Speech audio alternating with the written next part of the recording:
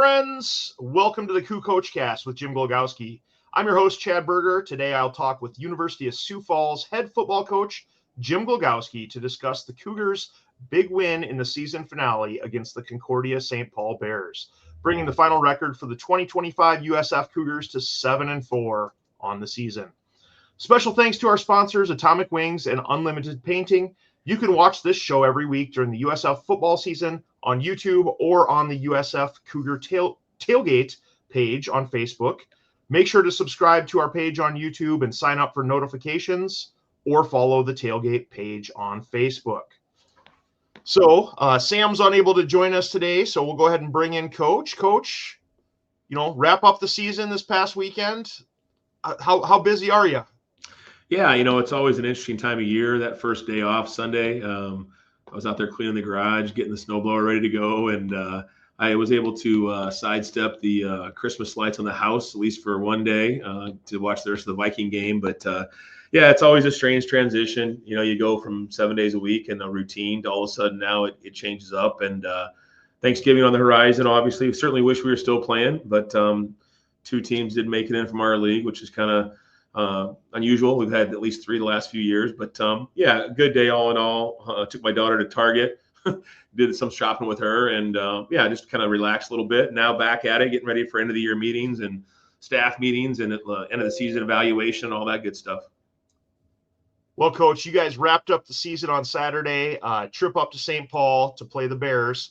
And this one, started out well for the Cougars. Well, actually, it didn't start out well for the Cougars. First possession didn't go as planned. But first quarter, at the end of the first quarter, you had a 6-0 lead and then tacked on another touchdown. And then Concordia answered. You put in another one before halftime. So you had a 20-6 lead at halftime.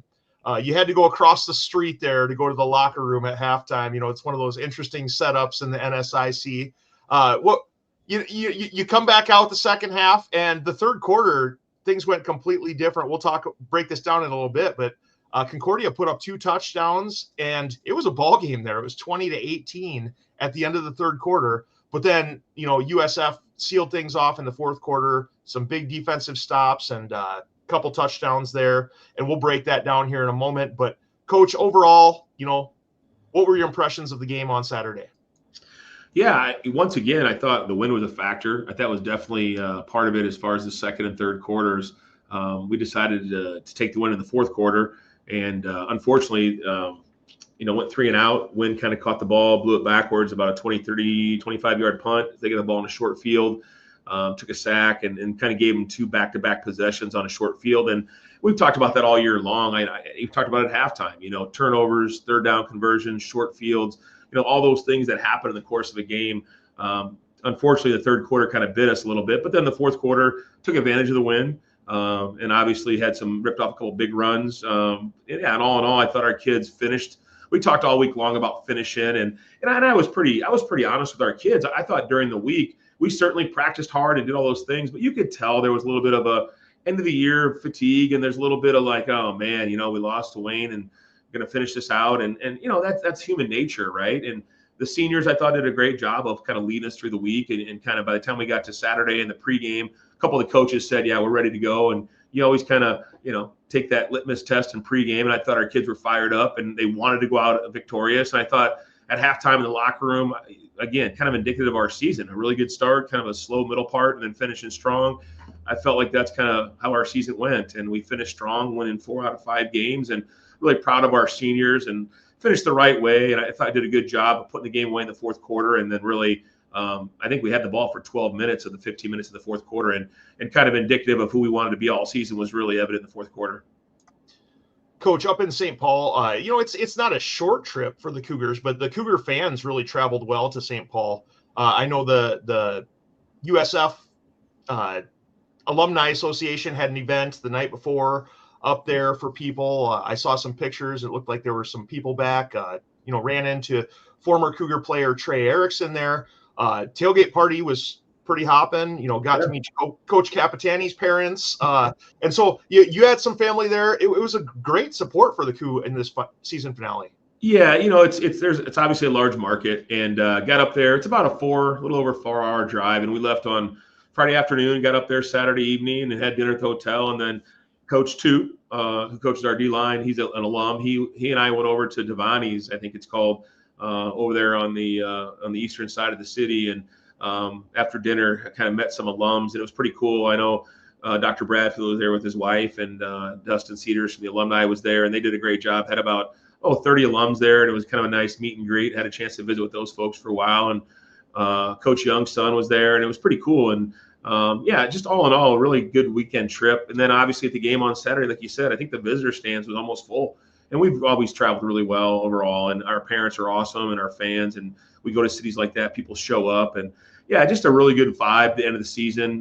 Great tailgate. Where, as you mentioned, you cross the street and they're over there tailgating and yelling and hooping and hollering, getting our guys fired up. And so, yeah, all in all, just a really solid end of the season, really positive, big win, great crowd, great day. Weather was great. My daughter lives up in the city, so she was there with some of their family. And so for us, it was pretty cool. My wife and I had 3 of our 4 kids there. And so, yeah, just a real positive ending of the season, and just a really good note to end on.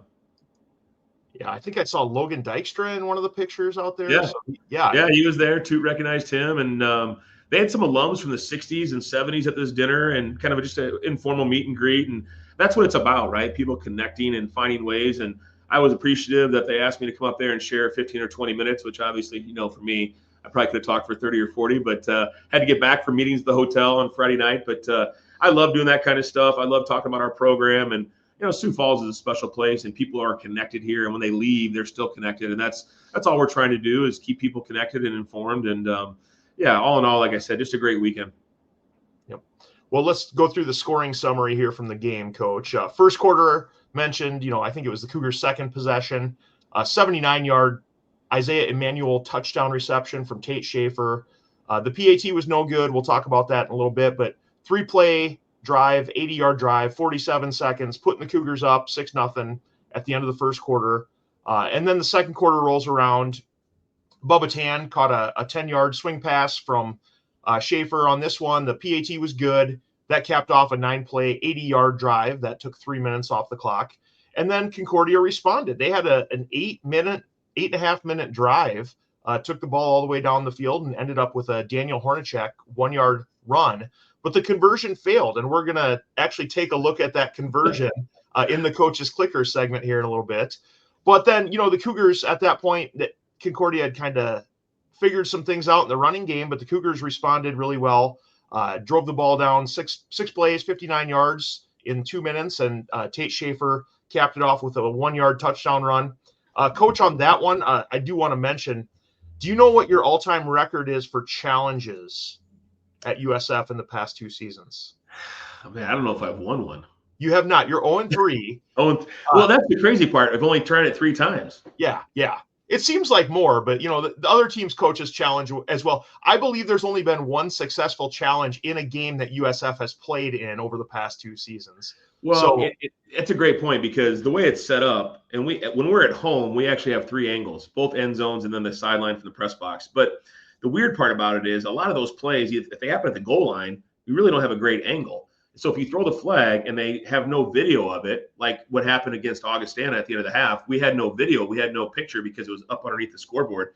You lose your challenge and your timeout. So you got to, not only can you challenge it, you can, but you got to be strategic in knowing, did I think I got the right angle, the right camera angle to get the clear view of this? And then other schools, you're only required to have an end zone and a wide shot. So some schools only have 2. So like Concordia only had 2 angles on Saturday. So if you happen to be going to the end zone away from where the end zone camera is, you got no shot.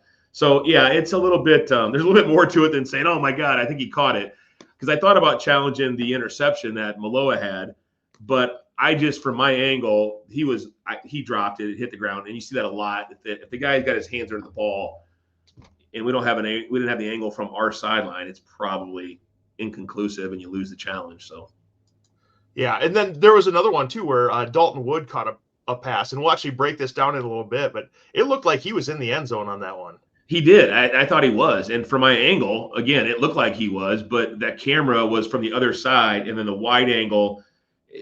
We need probably the next step, and I hate to say this because you keep adding more expense and all that, but you probably need an end zone camera on each side so you can get right down the line to get a view of those, because those are the biggest, most game-changing plays. But yeah, it's definitely not like watching ESPN. Let's put it that way.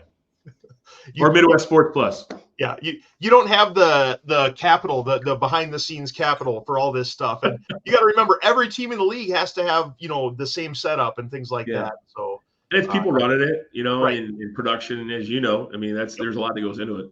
Yeah, exactly. Well, the second half, the Cougars came out and struggled going into the wind, as you mentioned. Ended up giving the ball to Concordia with 10:30 left on the clock there in the third quarter, and they went up top right away. Zachary Yeager hit Troy Ellison for a 30-yard touchdown pass. There was a one-play drive, Coach. At that point, it was a close game. You guys could have deflated. You came out, you struggled a little bit more, and then they ran one in from 23 yards out. All of a sudden, end of the third quarter, it's 20-18, and they're going for 2 points to try to tie up the game. What was the feeling at that point, Coach? It wasn't good. I'll be honest with you. We got the ball, and we struggled to move the ball early, and then again punting the ball into the wind. And both those drives, I think, were 30-35 yards, and so.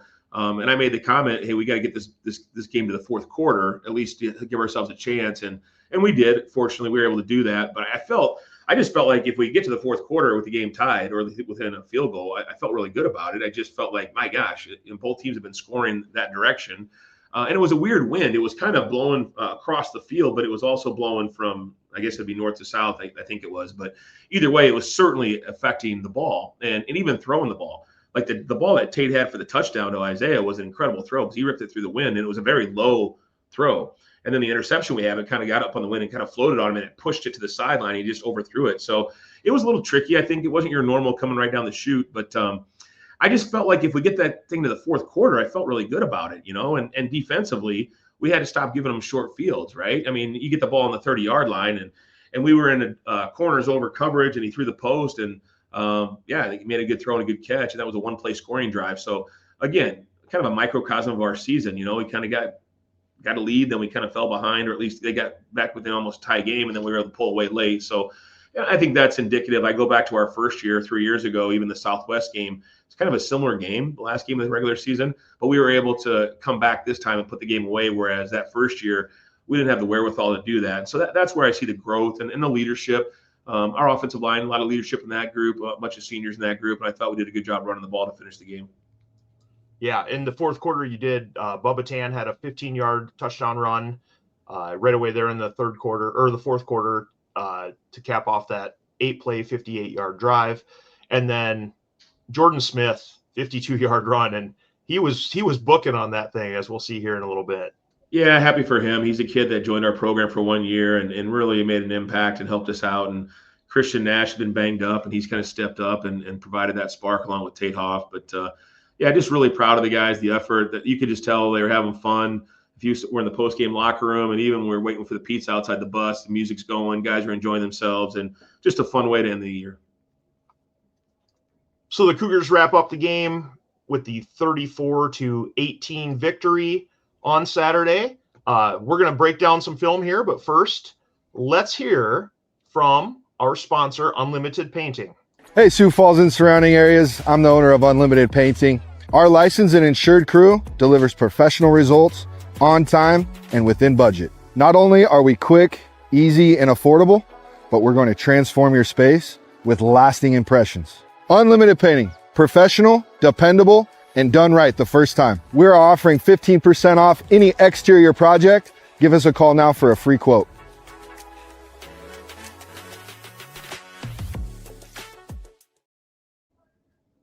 Call Durant and the guys at Unlimited Painting at 605-403-9222, 605-403-9222, or visit them online at unlimitedpaintingsf.com. All of your outside needs as far as painting, staining, cabinet painting. They'll do interior stuff. Coach, I don't know, you could probably even call them if you need Christmas lights hung. They might even be willing to come over and do that for you. So call Durant and get a quote and, get on the schedule for this spring.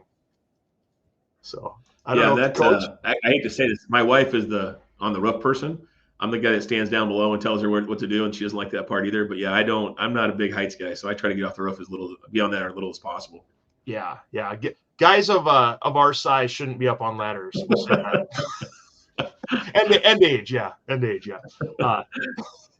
it's a young person's game. Well, let's go ahead and move it over to the Coach's Clicker segment. This week, we have all video courtesy of the Concordia-St. Paul University Athletic Department via the USF Cougars network on the NSIC network, however that goes. And so we'll bring up our first play here, Coach.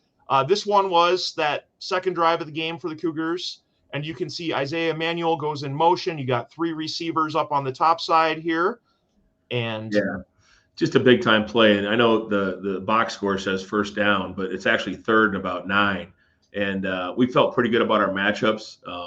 This is really happy for Isaiah. Again, another one-year guy showed up, provided great leadership, was on our leadership council, worked every day, showed up every day, gave us great leadership. And I told him in the locker room after the game how he kind of went about his business and how he demonstrated to some of our younger guys, kind of really shows how to take care of your business and do the right thing on and off the field. And really happy. He had a couple touches, targeted him a few more times, didn't get it to him in the end zone the one time, but really excited to see him finish with a bang and do a great job for us. And Coach, I'm going to say something else. You said it was a low pass, but the way the field is lined up and the sun was lined up and everything, look at the shadows. I mean, that ball had to be coming at him right into the sun and everything. So for him to be able to, see the trajectory of that one and pull it in, that was pretty impressive. It really was, because we had an issue with the kickoff return where the sun got in our eyes, because you're right, that it was a 12 o'clock kickoff, which is even, I mean, it sounds silly to say this, but that does affect you. And, the light and the sun, where it's coming from each stadium. But again, these guys Isaiah Sr. probably caught literally thousands of footballs in his career. And to see him make that catch and that play, you're right, the sun's in his eyes, but he focuses. And that was a huge play. That got us going because, as you said, we had a turnover in the first drive. So we really needed a spark, and that was a big time. I mean, 80-yard touchdown play, once again, explosives. You got to have explosive plays to be successful. Yep. And then, 80 yards, that's a long ways. So as we watch some of the celebrations here, Coach, you're not going to see a lot of the big guys down here yet.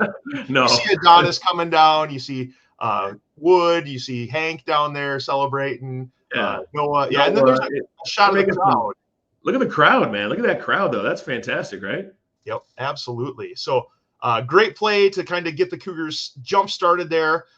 Next up, second quarter, the Cougars drove the ball down the field, and this is that Bubba Tan touchdown, the little bit of glitch in the camera, but Schaefer had to roll out on this one and hit Tan on the run.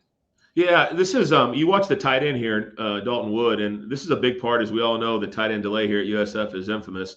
And this is all off the tight end delay action. And so as we've run this, we've kind of evolved, and Dalton had a big catch on a very similar play to this where he kind of blocks and leaks over the middle. And on that one, I thought that he might throw it to Bubba in the flat. Well, this time we come back later in the game, and Bubba's open the flat. And he just dumps it to him on third down, and Bubba does the rest. But all that stuff kind of set up on trying to get him to, be bothered by that tight end delay action. And as they kind of start working on the tight end, you can get other aspects of that to open up. And this is one where Bubba leaks out the backfield and makes a nice play. And there's a big guy getting into it, celebrating. You got, who's that? Copel and the boys. Yep, here comes Yukin and everybody else. And so, yeah, 15-yard celebration. They can all do that. We always like to celebrate the victories here, Coach. So big play, celebrate that. So then Concordia drove the ball down, we said, on that 8.5-minute drive, scored a touchdown, and then they went for 2. And this was the 2-point conversion play that they came up with. It was a kind of a clever design on the play here, the old school end around, and then you get the reverse action coming off of that. Yeah, these have been popular lately. This is the old Philly special here, kind of a double reverse and then leak the guy in the flat. And ironically, this is very similar to the play that we saw earlier in the year from Augustana, And so to the credit of our kids, they motion down, and that's a tackle there. There's no tight end up top, so it's a and the tight end comes on the other side of the field, and he leaks out late. But then you got the quarterback leaking out, and then ultimately hustling in pursuit, which, again, same situation we had against the Augustana game on the 2-point conversion where we didn't have anybody home. And this time, kids do a really good job of defending it, kind of learned our lesson type of thing. And they're hustling to the football and playing hard. And, again, who knows? If we had a better angle, maybe they challenge this one. It looks like he may not gotten in, but it's nice sometimes when the old football karma balances out and it goes in our favor this time and they call him down. But great hustle by, I think, Jay Koch and Cade Morris, some of these guys, Garrett Hoffman, give him great effort. And, even with Kay McWilliams, you see him turn and peel on the quarterback because that's where he's trying to throw it. So we pick up the quarterback leaking out and then hustle to the football. Garrett gets him to stop his feet. And then obviously as he starts cutting back inside the pursuit, look at even Yonke there, Brasher, London Kolb. Great effort by these guys, and that's what you got to have. You got to play hard, and you got to make plays, and that's what they did on that play. I was going to say, how much trust does it take for Kane on this play to not just say, well, he's coming at me, I'm going to go after him. He stays with the guy, the quarterback on this one. You mentioned that. Well, and it's funny because we talk a lot about this, right? In those situations, your reaction has to take over, right? And Kane knows he has to take the first guy that ever crosses his face. Simple enough. Quarterback crosses my face. At this point right now, what I'm really proud of is Kane is a senior guy. He follows this guy all the way to the back of the end zone. This guy just runs on the track. I don't know what he's thinking, but he just runs onto the track and then looks for the ball. And Kane's like, wait a minute, we're about on the track here. I should probably look back. And then obviously the other guy's hustling. And you can see Owen McLeod, Shin, Cade Morse here, Yankee, Brasher, London Kolb, all those guys, right? And that's to stop a play like that, you just got to have effort and hustle, and that's what we got there. Right. Yeah. Great team effort and a lot, just guys balling out on that one. So then you come back down the field. This is the play I mentioned earlier. This is actually the tight end delay on this one. So this time Bubba leaks out the backfield again. You can see number 11 up there on about the 10-yard line chasing Bubba. And then how about Bubba throwing a block in the end zone there, and the wherewithal. And this is the one there. Look at Mossy. Mossy's helping the ref out here. He's telling him touchdown. We should have challenged this one if I had this angle, because this looks like he's in at that point.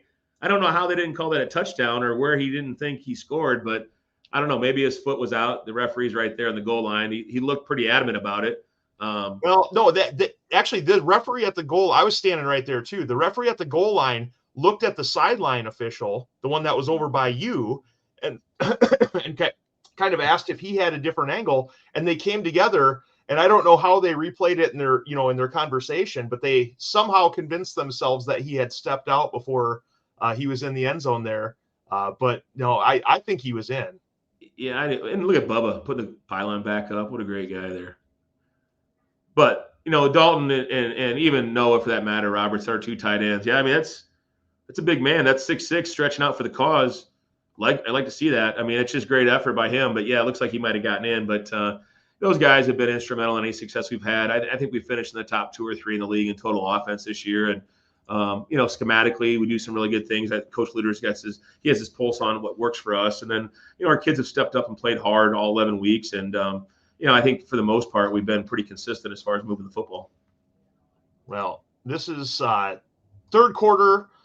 Concordia had scored once, and then they came in driving the ball down the field from, I think they got it at the 25 or 30 on this possession. So they were at the 4-yard line. It was 4th and 4 in this one, and they decided to go for it. They didn't have a kicker, I believe. So they had some injuries, and so their backup running back kicked off for them. And so, this sounds crazy, but it puts a lot of pressure on you defensively when you always have an extra down. I think sometimes you typically, I want to say relax, but when they have to try an extra point or a field goal, that's the norm. And when it's not the norm, it makes you a little bit antsy. And so give our kids credit, because they had a ton of gadget plays and stuff that really challenged our reads. Here they motioned a 4-by-1, so they put 4 guys on one side of the field, which is pretty unusual. They drag guys back. You can see, look at Owen McLeod pointing on the shallow. 15's on the shallow drag here, and Owen's pointing that out to the front side linebacker here. London's getting depth, trying to make number 14 bubble. And then you got to lock on guys, and we got to keep them in the pocket. Mo Diarra, I think it's Dalton Reef, maybe 91 looks like. Brasher, Max Elrod, keeping him in the pocket, which most of their rushing yards were because number 7 was scrambling in the first half, and so we just felt like we had to get a beat on that. And if you're not running the football with the running backs and it's the quarterback scrambling, those are things that sometimes it's luck, sometimes it's positioning, it's not necessarily scheme. And our kids just did a better job. Look at Mo pulling him up right here on the outside shoulder. And then you got the pocket is collapsing around him. I mean, you got this about perfectly spaced out. He has no option but to throw it. Then Mo's 6'5" and gets his hands up, and you got to rally the ball. So just a really good stop by the defense. Yeah. They did end up scoring on the next possession, but what happened after that? They went for 2 again. And here's that 2-point conversion. A little interesting play selection here. Yeah, this is like I said, man, they pulled out the whole bag of tricks. I think they got the lineman out there. Earlier they had number 79 out at receiver, and he motioned down. Now they put him in. I've never seen this. The tackle reverse, if you can imagine that.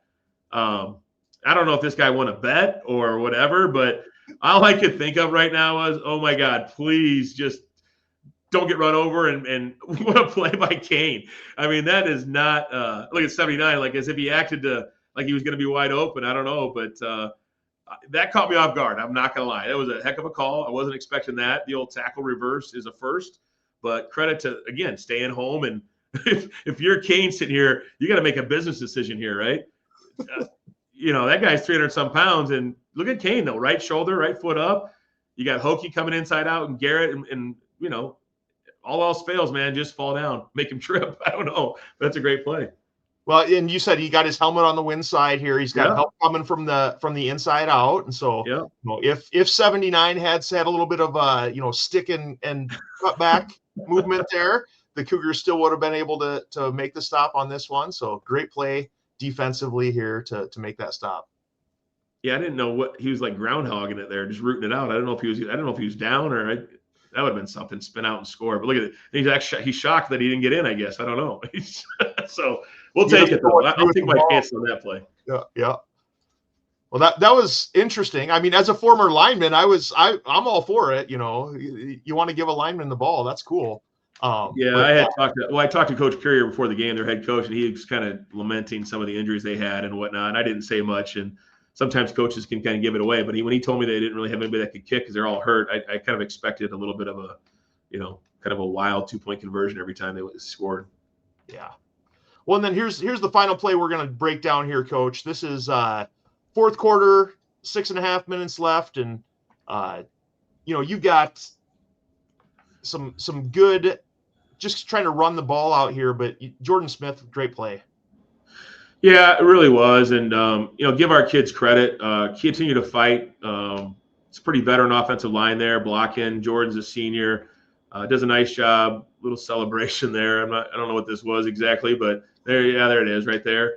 The guys are fired up. And at that point, I thought we really – at this point, I'm feeling pretty good. We got control of the game. We're up by 9. Not necessarily trying to score, just trying to run our base offense, run the football on second down. And he rips off a nice run here. And Brady Cope with a nice block. Gets some nice level blocking by the receivers, Noah Robertson. And that's what you got to have big plays. You got to have guys doing your job all throughout the play and guys blocking downfield. And I just thought our intention, our want to was there, which is really all you can ask for. And then the effort was there, and our kids really played hard. And good for Jordan to have a run at the end here. But, all in all, just a pretty nice way to cap off the day and end up, at that point, made it a 16-point game. Yeah, and, Moss and Ziegelbauer over there on the left side. You can't really see it too well from this angle, but Caden Moss gets a great hook block on this one. Ziegelbauer seals off the guy inside, and, those guys have done a nice job all year. And I think you got Brady Cope out there and Jerome and Yukin and then Jack Zielinski. We had the last drive of the game. We had our all-senior offensive line out there, which is kind of unusual because not all those guys play those positions, but they did a great job, and just really proud of the kids for finishing the week strong. Well, and then on the tight angle here, you're going to see the burst. Yeah, I kind of, it's kind of weird to say this, but Jordan was just kind of hitting his stride the last half of the season. He's a kid that he's an older guy. He's been in a couple different places and just been a great kid. Got here in the summer, worked his tail off all summer long, and good to see him have some success, especially as he ends his college career. Well, that's this week's Coaches Clicker, the hottest segment in NSIC D2 Coaches Show out there in the country. So glad we were able to wrap up the season with some positive plays here for the Cougars. Coach, let's go ahead and next move on to some statistics. So we'll jump in here to the team statistics. USF won the total yardage battle here, 384 to 281. Passing was kind of the difference. USF had 227 passing yards. Concordia only 71 in the game. Rushing-wise, USF had 157 to Concordia's 210. They did a good job of running the ball against you guys. Had a couple really long drives there in the second and third quarters, and actually had a huge time of possession advantage after the third quarter. But then you guys were able to kind of control the clock at the end in the fourth quarter there to really even things out. It doesn't look as lopsided as it was at the end of the third quarter here.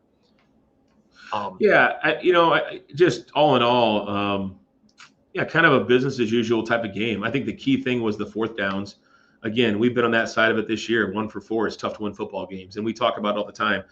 Fourth down stops are like turnovers, So really, you look at this, and we threw an interception, but really they turned it over 3 times in the fourth down stops, and the 2-point conversion stops are huge too. So I thought we were balanced as we've been, close to 400 yards of offense, and yeah, all in all, I thought the penalties were down again.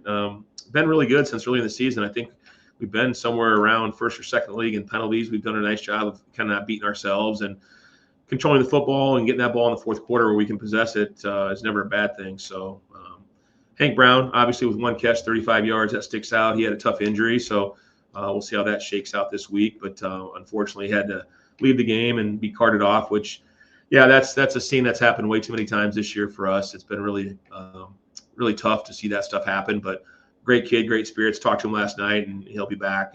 He's got to get healed up. But yeah, we're kind of limping to the finish line with some of these injuries, but all in all, it's probably a good time to be in the offseason, let these guys heal up. Coach, I'm going to kind of go off script here a little bit, but you mentioned the injuries. I mean, that took a toll on you guys. I mean, I know that the tough thing next man up mentality and all this stuff, but these guys are, I mean, you recruit these guys, you spend a bunch of time with them. They're guys' friends, they're guys' roommates. And then they go down, they get hurt. And how much of a toll does that take on people, not just, at your team, but like emotionally? Yeah, I think I go back to Northern State is kind of when it started. And I've made this comment before, but Alex Maxim, a guy everyone loves in the squad, and he's out there, he's in real pain. He's yelling and screaming. It wasn't a normal ACL injury. And so to see that happen and the guy's reaction, it certainly does affect you. And then, of course, it's not that Cam Dean's injury is any worse or less than Bennett Brick's, but, Cam's was kind of subtle behind the scenes because he finished the game and then found out after the game, versus Bennett, it's so public right out there in the middle of the field in the first snap of the game. And then you got an ambulance coming out and they're carting him off and putting a soft cast on him. And the same thing with Hank, and I think those injuries, I'll bet they're all devastating. The psychological part of it, when a kid gets hurt on the field and an ambulance comes out, that's tough to kind of get back on. And credit to Hank, so many of those guys, and even Bennett for that matter, the other team coming over and shaking their hand and saying, "Hey man, hang in there, you're a heck of a player," and the amount of respect that these guys have on the field, and give those guys credit. It was very nice of them to come over there and kind of dap up Hank and all that. But it is, and I think even again going back to the Wayne State game, we had 4 guys on the defensive side of the ball that got injured before halftime and didn't come out for the second half, and I think you're kind of scrambling a little bit to just inexperience in some of those things. And a guy like, we haven't talked much about, we talked about Alex Maxim, but Connor Rice is a guy that spent 3 years in this program learning how to play defensive end. And when he goes down and tears a bicep, that injury certainly is something he can't come back from this year. And that's a lot of experience and reps that you had that you no longer have. Mo Diarra is a kid that stepped up. We were just talking about this morning. I think he had about 50 or 60 snaps last year. This year he had almost 400. That's a huge step. Now, he'll be better as a senior because of those 350 snaps, but those snaps are what make you a better player. So, he didn't have a ton of snaps last year. He got a ton this year. The growth and development over the course of the year was really evident. But when you have those guys that put in all that growth and development and then you lose them on top of that, that hurts your team's, ability to be, go from being average to being above average to being dominant. And that's where I thought after being 3-0, losing some of those guys to injury. And not only that, even the Mankato and Duluth game where we had guys that like Cade Morris and Lennon Cole that missed those games because of in-season injuries, they were able to come back. But that just challenges your depth and it challenges your football squad to be better and overcome that stuff. And quite frankly, those guys are starters for a reason. They're the first guys out for a reason. And I thought I'm really proud of our kids that did step up. A lot of guys got a lot of reps, and that should bode well for the future because they got that experience. But there's no doubt about it. It certainly affects your football team to some degree, but nonetheless, it is next man up. And I'm really proud of the kids that did step up. A guy like a Dalton Reef, a guy like Max Elrod, Deshaun Rolick. Those guys did a really good job of stepping up and helping us out in a tough bind. Even Denham Blackstead, a true freshman, got some snaps. So Max and Deshaun are guys that are going to be featured this program as redshirt freshmen that will be better next year for the experience this year. So that's how we choose to look at it. Even at linebacker, Andy Henson, maybe one of our most dynamic players on defense. I think he maybe had 100 snaps all year, and that's tough. He's in and out of the lineup until eventually he couldn't go any longer. We lost Mike Stenbrotten in spring ball. He was a guy that played a lot of snaps for us last year, and then we didn't have it all. Isaac Rudnigan, who came on last year, played a ton against Southwest, and he got injured. So Owen McLeod, a guy that joined us this summer, a transfer from North Dakota, got some really good reps. He had a really good season. He stepped in and got better as the year went on, and I think he's a guy that the future is going to be really bright because he's got all those reps. So, yes, it's painful right now, but I think it'll pay some benefit next year because of the amount of experience they got. Well, a couple of those names we'll come back to here in a little bit. But, you can see Schaefer rebounded from his kind of down game against Wayne and finished with 13 for 19 passing, 227 yards and 2 touchdowns. He also did have 1 interception. You kind of mentioned the wind had a little bit to do with that one.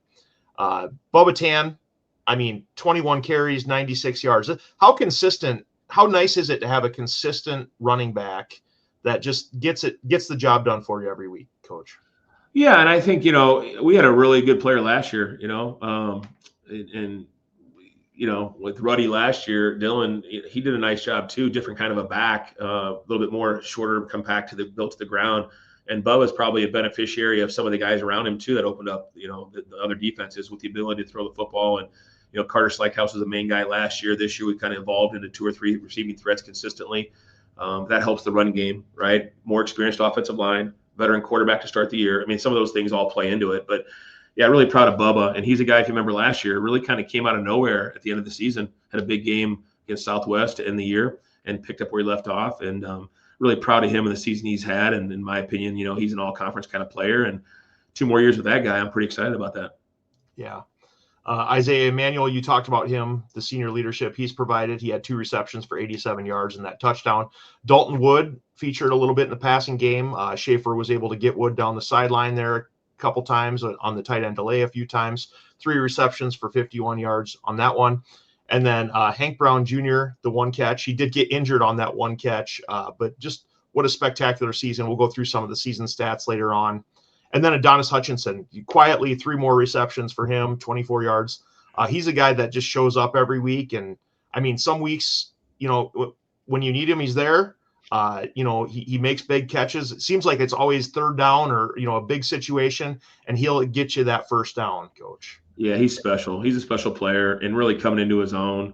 I know another guy like Christian Janis is not on here, but Christian's made some big plays. So, yeah, it's kind of fun to see different names every week, and I think that's the one thing. And Hank goes down and other guys step up. Dalton might have a game with no catches and he's just blocking, and then all of a sudden he has 3 big catches on Saturday. And Noah Robertson is a guy that's had 2 touchdowns in a game. So I just think there's a lot of weapons, and I want to be diverse offensively. I want to have a lot of guys that can make an impact on the game. That way it's harder to defend. And that's something we're really shooting for and striving. I thought we took a huge step forward this year and really diversifying our playmaking ability on the offensive side of the ball.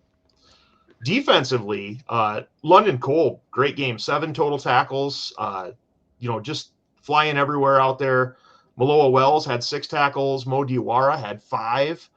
Jordan Medrano 5. Owen McLeod 5. And then Cade Morris and Jake Hoke both had 4 tackles. Mo also had a TFL. He had a PBU, the one where he knocked it down there. He had 2 quarterback hurries. You had TFLs from Shin Brennan, Kane McWilliams, Jordan Medrano, Bo Giblin. Brennan had a sack. Just everyone stepping up and making big plays here, Coach. Yeah, and the funny part about that is the guys that are returning, London Cole, Mo, Owen, Cade, those guys are younger guys, sophomores, and Mo's a junior. But you got a mix of young guys and old guys. And London, London's he's such a fiery player for us. He's a spark plug. He's got, I say this, there's a lot of guys that play the game the way it's meant to be played, and he's a physical player. He sacrifices his body, relentless. He's got that mentality that you need, and he's a physical player. And then you got Cade Morris, who's also a very physical player and cerebral, and he kind of gets us lined up on the back end.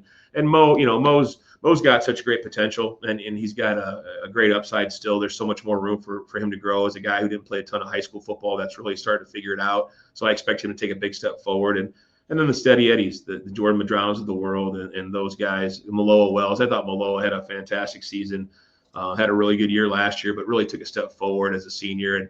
And Jake Hoke. Jake's probably one of those unsung hero kind of guys that no one really says a lot about Jake, but he shows up every day. He doesn't say a whole lot, but he works hard. And that senior presence, grad school guy, going to get his master's degree. So again, they're all great kids.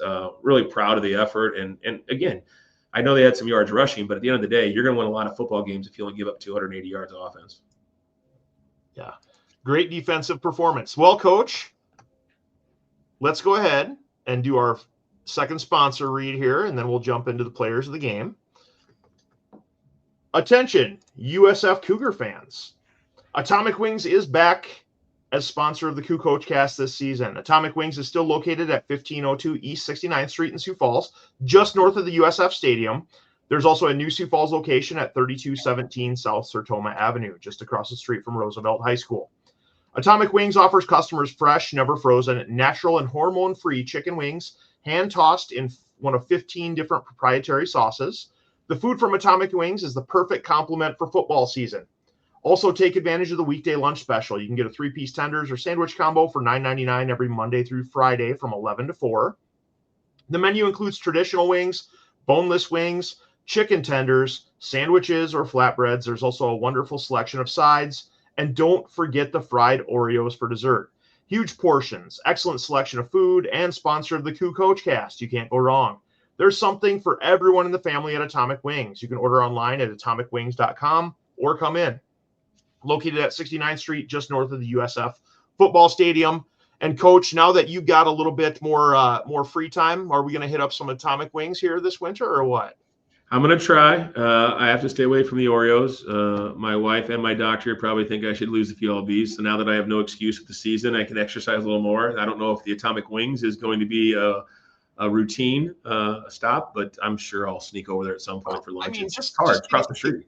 Yeah, get a sandwich. Try to, cut back on the fries a little bit and the fried foods. And, waffle fries are good, though. Oh, they're fantastic. It's the proprietary sauces that get you. That's the thing. It's the proprietary sauces. Yep. Yeah. What's your favorite? Do you go hot or do you go a little sweeter with your sauce? No, I just go mild. The buffalo sauce. The buffalo chicken sandwich is a winner every day. And they got the lunch specials for $9.99. I think that's what it is. A chicken sandwich, fries, and a drink. I mean, it's hard to beat that for $10. I can't go to Casey's and get a lunch cheaper than that. Right. Yeah. You can't get fast food for less than that. I mean, it's fantastic. Well, Coach, every week we honor the Atomic Wings players of the game. And this week? Yeah. I mean, obviously, a lot of guys to choose from, especially when you win. But Dalton Wood's been the steady Eddie for us. He made some big catches and critical plays when we needed them. Probably scored a touchdown that wasn't called a touchdown. Owen McLeod, I can't say enough about Owen. He's a kid that, like I said, transferred in, works his tail off. He's always in there busting his tail in the weight room or whatever in the film room. Really came on, and I can't imagine where we'd be without him showing up and helping us out, especially with the injuries we had. I think he learned on the run a lot, and I think as we look to the future, he'll be a big part of what we do moving forward. And Maloa sparked us in the kick return game.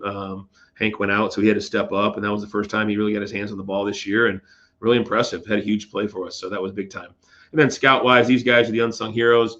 The Millers, not related, but Miller and Miller, Austin and Dallas. Both those guys got great futures. Austin's a big old tall defensive end out of Sioux Falls Jefferson, and Dallas, a kid out of Iowa City, Liberty High over there in Iowa. Both those kids I expect big things from, and starting this spring, making their mark on this football team, and I expect to see those guys both on the field next year.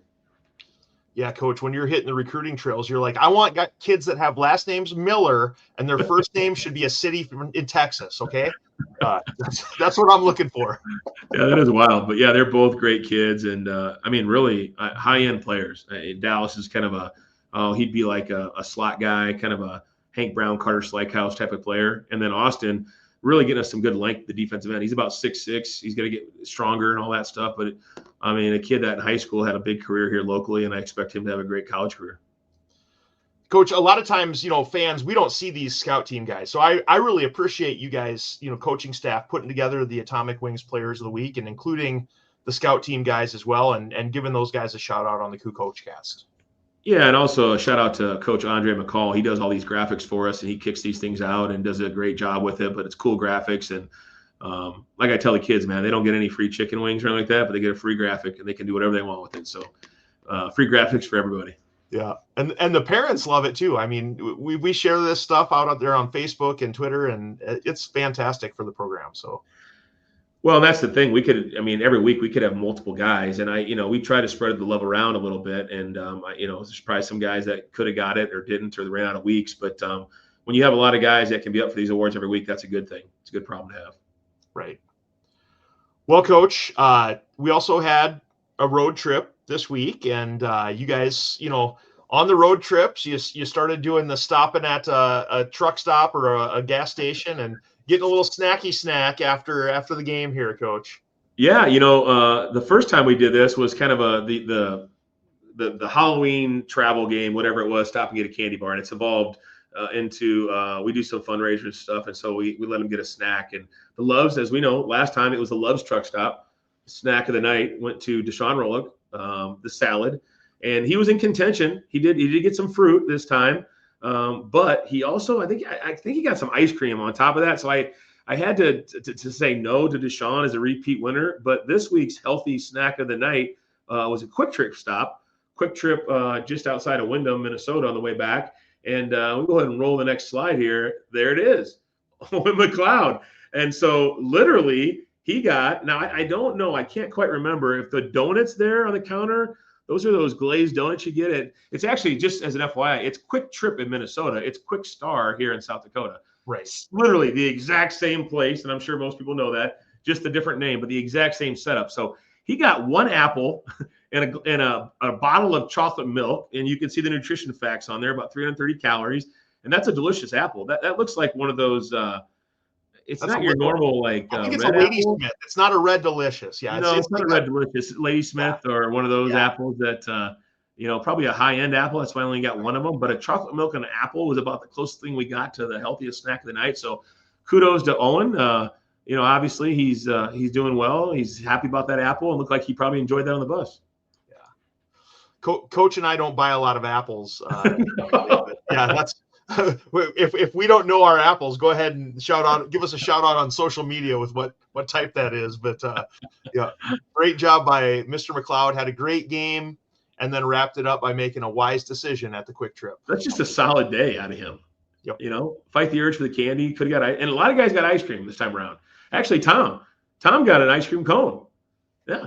Which, the little cooler over there, he went over there, I think, get one of those Nestle Crunch cones. I think he enjoyed that. I myself got the Cherry Garcia, small little ice cream thing. And so, yeah, it was a good visit. Had YouTube or Roku on the bus and watched the Alabama, who they played. Alabama played, I can't remember who they played now. Was it Texas or no? Who did Alabama play? No, Oklahoma. Yeah, watched the Alabama-Oklahoma game on the way back on the bus. And, obviously a really lively group on the way back. A lot of fun. So I'll miss that part of it. That's the tough part when it's over. The hotels, the travel, the trips with the guys, that stuff comes to an end. But it was a great season that way. Well, as far as the season goes, USF finished in 4th place in the NSIC South. I believe it was tied for 5th overall in the standings. I don't know how that all works, but you can see the teams that finished ahead of the Cougars.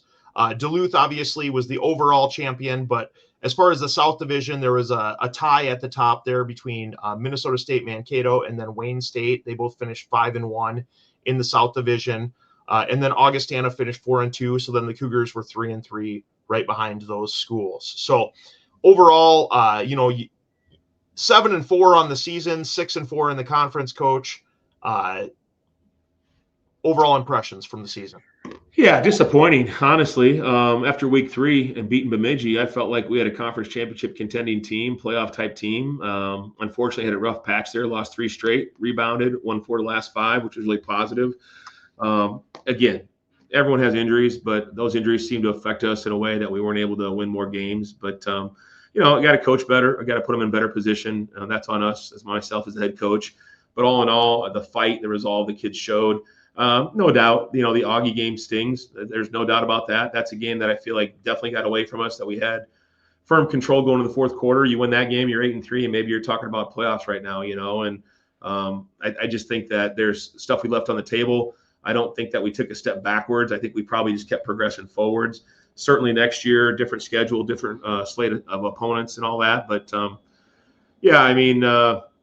what could have been maybe that's probably how I look at this season. I think that's how our kids look at it is, I'm sure everybody feels the same way, But what could have been, what might have been, but what it was. And so a solid season, winning record, 31 or 30 out of the last 31 years. And so 2 out of the last 3 years, we had a winning record, 3-8, 8-3, 7-4. I feel like we're a team that can compete and be at the top of the league. And I think we were picked 5th in the preseason. We ended up finishing 5th, left something on the table. Excited for next year. Well, you mentioned next year, Coach. Next year, the Cougars will have 6 home games on the season. This year, you played 5 home games. The Black Hills, you guys scheduled a home and home with them, so you played out at Black Hills this year. Next year, you'll start off the season with Black Hills at home, but then you'll have 5 other home games during the NSIC season, and then one of your road games is going to be at Augie. So you're not going to have as many long road trips next season as you had this season. It's kind of interesting. So we open up with Black Hills, and then we take off and we go to Jamestown, a place we've been the last 2 years but never actually played a game. We practiced there on our way to Minot. And we come back home and play Moorhead, a team we haven't seen since 2 springs ago when we scrimmaged them. So haven't seen Moorhead. Jack Strand, thank God, graduates. He's a heck of a quarterback. They just beat Mankato and finished 8-3, but they've done a great job. And then we go to Mary. So we're in North Dakota for Jamestown and Mary 2 out of the first 4 weeks. Come back home. We got Mankato at home in late September. And then we go to Augustana across town in October, and then back home for Southwest. And then we've got an open week. Then we have Minot, I think Minot at home. And then we go to Winona, we go to Wayne, then we finish up with Concordia at home. So as of right now, no Bemidji, no Northern, no Duluth. So kind of an unusual schedule where, the last couple of years we've faced the top 4 teams on the previous season. This year, obviously, Duluth winning the league and Northern being a 7-4 football team. We will not see those two. And I fully expect Bemidji to be back at the top of the league and competing again. They had a rough stretch with some guys graduating injuries too. So yeah, kind of an unusual schedule. The 6 home games is nice. The 7 really, if you count the Augie game. And so not much of a travel as far as distance. Those 2 North Dakota trips early in the year, but after that, zipping over to Winona and then going down to Wayne, which will be a day trip. It's kind of how the 26 season breaks out right now. Yeah, and Tom Frederick said the other day after the game, since you're not going to Minot next year, he's on board for another season. So well, he's at a point right now, we should be jetting him. He should be taking one of those private jets, whether the pros say the PJ, the private jet. We should be PJ and Tom up there, and Tim can still ride the bus because he's still younger, but let Tom get on a jet and go, him and his wife. It'd be a nice little weekend getaway. That would be nice. We'll have to see if we can get a sponsor to cover that one. Well, let's go ahead. We don't have an opponent to prepare for here, Coach. So let's wrap up with looking at some overall season statistics for the Cougars. As far as the season goes, rushing yards, the Cougars ran for 172.6 yards per game and had 23 rushing touchdowns. Opponents had 166 yards per game and 24 touchdowns. But, the shift kind of happened when Cam went out with injury, and you guys had a few more passing yards in the second half of the season than you did in the first half. Yeah, we got to run the ball and stop the run. That's one of the main things in our program, and we got to get better at stopping the run. We do. I think the Minot game always throws that thing off, but we allowed too many big games, too many big rushes, too many big plays. It happened again on Saturday, and that's an area we have to improve upon. And again, we can talk about injuries all we want. At the end of the day, who's ever out there, we got to fit it right. We got to tackle better, and that's something we'll work on this offseason. You can see the passing. The Cougars finished 63%, 63.5% accurate on the season, almost 3,000 yards, 68 yards, 24 touchdowns, and only 9 interceptions.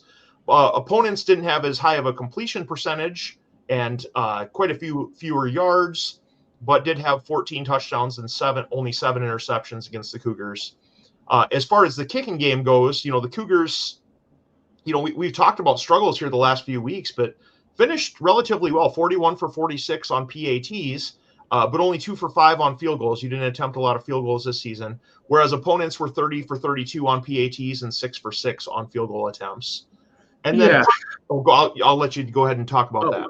Well, I think that's an area we got to get better at. And not only that, if you look at our kick return game, that's an area where we had some explosive plays, but the punt return, we weren't great at returning punts. And some of that was because we were in a safe look with our defense quite a bit. But I think that the kicking game, we talked about that already this morning as a staff. We've got to become more efficient in the field goal game, and that's probably on me too for trying them and having confidence, but it's also in our kicking game to show the confidence. And even on Saturday, we had a tough one on the PAT. We got to be able to, those are free points, and there's nothing worse than scoring first and then missing the extra point. It just deflates your balloon a little bit, and that's an area we have to get better at. And I think those guys all know it. Complete turnover in the kicking game this year with the kickoffs and all that stuff with Nick Hernandez graduating. And so that's an area we have to get better at, and the guys know that. And then the punting game, the league average is somewhere around 39 yards. So it doesn't seem like a lot, 8 or 9 yards on the average for the league, but that's a first down if you think about it. If somebody gets the ball and they have to go an extra 10 yards, that's an area we have to get better at. And even with the wind, we have to be able to cut the ball through the wind. But you can see the opponents, 7 yards difference? That's 7 yards every time you punt 3 or 4 times a game. That's 20, 30 yards of field position. That could change a lot. And we call that hidden yardage. So we've got to get better at that overall as far as that's concerned. And that means covering kicks too, making sure we're covering them the right way and not giving up big returns, because it's not just on the kickers, it's the guys covering too. And then, Coach, one that you see down here towards the bottom is the penalties. Now, I don't know if you remember 2 years ago when we were doing the Coup Coach Cast, I used to put the penalty statistics up there, and the Cougars were penalized pretty heavily, especially prior to you coming in and even in your first season. But this is something where I'm going to just go ahead and editorialize for a second, but you have instilled a tremendous amount of discipline in the program and really gotten those penalty numbers way down. Yeah, I think that's the one thing you can control no matter who's playing, experience, non-experience, and then the time of possession. We want to hang on to the football. We want to make people beat us. We want to make sure we control the tempo of the game, and we don't want to beat ourselves. And even the one we had on Saturday, we had a block in the back on Christian Janis's great return. It's questionable. A young guy made a mistake, but those aren't penalties that I get really upset about, because the kid's trying to make a play. Now, throwing a punch, right? Stuff like that after the whistle, that kind of stuff. Those are things that are absolutely unacceptable. And I think we've done a good job of minimizing those. We did have one on Saturday where it was kind of on their sideline, and it looked like it was just, the referee told me that he should have let go of him sooner. Okay. I mean, I hate yelling at guys in the game about a personal foul until you see the film. After watching the film on both of those, man. Now, are there some holds that we got away with they didn't call? Yeah, sure. And I think depending on the crew you have, some of those guys are a little bit more, let's just say, free and let the kids play, and some of them, are a little more sticky on some of that stuff. But overall, really pleased with we had an early game with a lot of penalties that we kind of said, hey, this has to stop, and our kids did a great job. And so what this says to me is there's the room for improvement are the things that we can improve upon, the things that we can control, like penalties and that kind of stuff. They're listening, right? And to your point, some of the stuff, rushing yards, passing yards, that's some of that's injury driven, right? When you have guys coming in and out of the lineup. But all in all, there's definitely room for improvement to go from 7-4 to 8-3 to 9-2. That's where it's obviously excites me. I see the room for improvement. And as a former guy I used to work for, used to say, the biggest room in the world is the room for improvement. So I look forward to getting better and getting back at it. And I was looking at it this morning, 363 days left in the 2026 season, if you can believe that. So 363 days from today would put us at November 14th, 2026. So this football team of 2026 is already down to 363 days left. So we haven't even ended 25. So it goes fast, and you got to make the most of your opportunities. Absolutely. Coach, the time of possession was also listed on that last slide, but 33 plus minutes of time of possession for the Cougars this year, and just did a great job of controlling the clock. And those are things I think as a coaching staff, we can control play calling. We can control a lot of stuff. The players can control a lot. And I think you see the program, again, 7-4 is not where we want to be.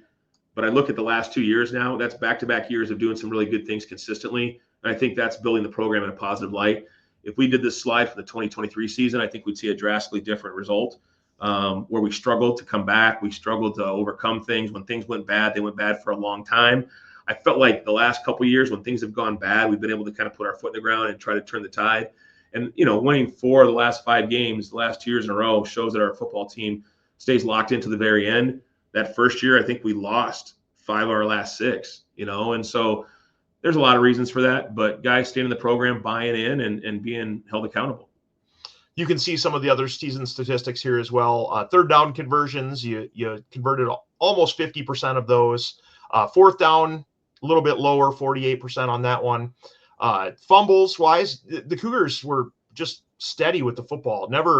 Fumbled 4 times and only lost 2 of them during the season. So spectacular with that. And then overall, we mentioned the interceptions on the previous slide, but Turnovers, USF finished the season with 11 turnovers, and opponents had 12. So you guys won the overall turnover battle. Well, and that's an area we got to get better at. We're really, really good at securing the football. That's outstanding. That's about as good a year as I've seen that we've had only 4 fumbles all year long. And especially with some of the young guys in and out of and as much as we throw the football around, we got to force more turnovers though. And that's an area where you can teach punching the ball out in practice. You can teach, hustling to the ball for fumble recoveries and tipped balls. And that's an area that we'll definitely focus on. As you look at the body of work, you make adjustments and you try to be consistent, but you also put a focus on things you want to see get better. And then red zone efficiency, you guys finished 29 for 41. You had the 2 field goals, so the other 27 scores were touchdowns. Opponents had a little bit more success there. They were 27 out of 34, so a higher success rate. 24 of those were touchdowns and 3 field goals. And again, I think these stats, if you looked at teams across the country at Division II, I think they'd be pretty similar to a 7-4, 8-3 team. There's areas for improvement. We're pretty decent on third down. That's pretty darn good at 50%. Defensively, we need to be around 30%, right? Fourth down conversions, we need to be around 60, 70%. They need to be around 40%. So we need to flip some of those around. But yeah, I mean, all in all, stats are funny. They definitely give some storylines, and it's just the interpretation is up to the interpreter. But all in all, some real positives and some certainly things we have to work on. Well, Coach, I want to do some individual statistics as well, because it was a fantastic season, but just mention a lot of names here. Passing-wise, Tate Schaefer, great season, 61% completion, for almost 1,500 yards, 13 touchdowns and 4 interceptions coming in. Cam Dean wraps up his career with 65.9% completion on the season, 1,300 yards, 13 touchdowns and 5 interceptions. And then Bennett Brick got it done. Completed 4 passes on the season, 50% touchdown rate, Coach. That's pretty good. Yeah. It's pretty solid. Yep. Receiving wise, we mentioned Hank Brown Jr., but I mean, 82 receptions, 970 yards, and 2 touchdowns. Do you know who the only person in USF history that has more receptions in a season than Hank did? I do. Kalen DeBoer. Kalen DeBoer. Yep. And he did it twice, but yeah, so hopefully, Hank's ready to step up and match that. But fantastic. Well, it would have been nice to get him to 1,000 too. That's the other thing. He was pretty close to being a 1,000-yard receiver if he wouldn't have gotten hurt on Saturday.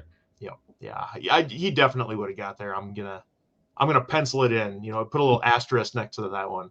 Isaiah Emanuel, you mentioned him earlier, but 29 receptions, 577 yards, and 6 touchdowns. Adonis Hutchinson, 38 receptions, 575 yards, and 5 touchdowns. Christian Janis, 13 catches, 4 of those were touchdowns, so spectacular, rate there. Noah Robertson had 13 catches for a couple touchdowns. Dalton Wood, 12 receptions, but 3 touchdowns on that. And then Bubba Tan also had 15 catches and 2 touchdowns on the season. As far as rushing goes, Bubba Tan, we mentioned earlier, just very solid, 196 carries, 938 yards on the season, 8 touchdowns. Camden Dean finished with 83 carries for 309 yards and 4 touchdowns. Jordan Smith had 40 carries for 262 yards and 3 touchdowns. Christian Nash, 42 carries, 242 yards, and 3 touchdowns. Bennett Brick also had 7 carries for 53 yards. And Tate Hoff, youngster, saw some action here at the end of the season, 15 carries for 48 yards, and you guys really like his future coming up as well. Yeah, I think it's crazy. You look at this, but again, I wish we would have got another 40 yards for Bubba. He deserved to be 1,000 yards. That's kind of the benchmark, but 1,000 yards, 200 carries, that's a pretty good season. He's a really special player. You can see the biggest thing is I think we got away from the quarterback run game being the dominant ball carrier for us, which is something we really tried talking about last year, is getting a main running back to focus on and not necessarily the quarterback having to carry all the wood, as a running back for us. And the good disbursement there with Jordan and Christian. If you got a guy with 200 carries and you got the other guys somewhere with another 100 carries, that's about where you want to be. And I think honestly, from an offensive standpoint, I really thought this is who we've been working to become. An offense that spreads the ball around, has multiple weapons. The quarterback scenario is crazy. You look at those 2 guys, because I think Cam played in 6, Tate had 5. It's almost identical. And I think that's a credit to Coach Luters and the offensive staff, the consistency in the coaching and those guys working hard. And when Tate got his opportunity, or any of these guys, they made the most of them. A lot of touchdowns. There's not one guy with 20 and somebody with 0. It's really a team effort. And I'm excited about Bennett Brick, and he gets back and healthy. That guy's a weapon. Young Tate Hoff, Christian Nash is a senior. He'll be back. And then obviously Bubba. So a lot to work on, a lot to be excited about. Yeah, and Coach, how confusing is the next couple of years going to be with Tate at quarterback and Tate running back? I mean, you got some work cut out for you there. Well, then you got Bubba Tan and Bubba Hoff, Tate's dad, who played here. Yeah, there's a lot going on there. Yeah. Defensively, some defensive leaders on the season. Garrett Hoffman, just Mr. Steady, 47 tackles. He had 2 tackles for loss, 2 interceptions, 3 PBUs. I'm not going to read through every one of these stats, but London Kolb showing up there, 46 tackles. We talked about him earlier. He actually missed a game during the season. Was it 2 games? Yeah. Yeah, these guys are, I mean, there's a lot of guys have about 30, 40 tackles. I think that's kind of indicative of playing time and all that. And again, at the end of the day, most of these guys are back. Hopefully of all these guys you mentioned, hopefully some of these guys get all conference recognition, put a lot of these guys up, see if the coaches vote for them or not. But yeah, I think you look at the top of that, Garrett going to be a senior, London going to be a junior, Owen back for a junior year, Jordan graduates, Kane, Malo is gone, but Bo, Trey, Cade, Andy, those guys are all back. Mo's back. A lot to be excited about. Yeah. And then defensive tackle wise too. I mean, you had Dawson Rabe, you had Raby, you had Preston Yankee. I mean, and then some of the young guys that got some time there at the end of the year. But Caleb Brasher stepped up and played a lot of great snaps for you this season. I mean, you had the guys that were injured. I mean, there was just so many guys that it's hard not to give those guys a shout out here on the Coup Coach Cast. Absolutely, and hard not to be excited. You know, we're hoping all those guys are back, injuries and otherwise. But as college football is now, we'll see in the next couple of weeks what happens. But yeah, assuming all these guys come back and get back in the mix and get healthy. And I don't say get back because they're going to leave. I just mean from a health standpoint too, right? Because some of these guys got a little bit of a road ahead of them to recover. But hopefully we can get these guys all back and healthy and have a formidable squad next year. Yep. Well, Coach, I think that wraps up this season on the Coup Coach Cast. You know, I had lots of different things that I wanted to give you a shout out for, but number one, I think, you know, we mentioned this on the post game show on Saturday, but just the access that you allow for the fans of USF is just spectacular. You know, doing things like the interviews that you do. If people come out to practice, you're welcoming to them out there. You know, the game situations, but then coming on and doing a weekly coaches show. I know, you know, you don't get paid any extra for doing this show every week, Coach. But well, you don't either, though. So we both do it for the love of USF, right? Right, exactly. But I mean, this just gives all the fans, the parents, everyone else an inside look into what's going on in the program. And you know, thank you so much for doing this the past 3 seasons. It's been a blast. Well, and I can't say enough how much I appreciate you doing it. Like you said, I appreciate Tom and Tim. I really mean you guys, the sideline. I mean, having that access to do that at halftime. We started doing that last year or so.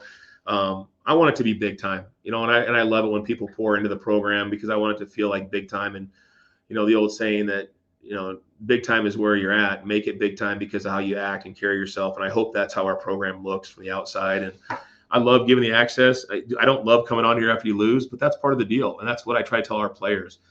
We lose on Saturday, I have to go to the press box by myself. I don't take the brunt of it. We win, get as many players up there as we can, get them on the phones, let them talk. But there's a lot that happens in the course of a season, and there's a lot that happens that's more important than winning and losing. And, you know, we talk about the winners win mantra, how you carry yourself, win or lose. That's what winners are. That's what they do.